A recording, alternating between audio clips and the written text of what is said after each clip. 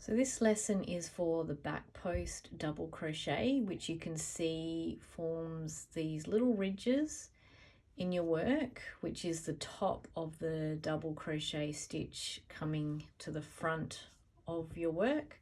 So if we look at the back, it's a nice flat piece of fabric, but on the front you can see that it is raised.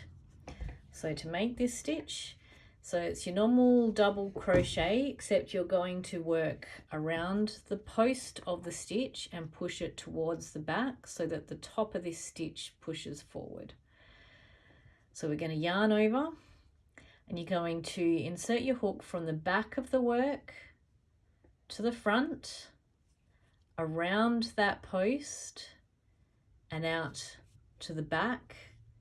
You're then going to yarn over and pull through that loop. So you're going to pull it back across the front and up at the back of the work. And then you're going to finish the stitch as you normally would for a double crochet. So yarn over, pull through two, yarn over, pull through two. Okay, so you can see that the ridge, top of the double crochet stitch, or treble if you're using UK terms, comes out at the front. All right, so just to go over that again, you're going to yarn over, insert your hook from the back of your work to the front, around that post so that it pushes to the back, and you come out at the back again.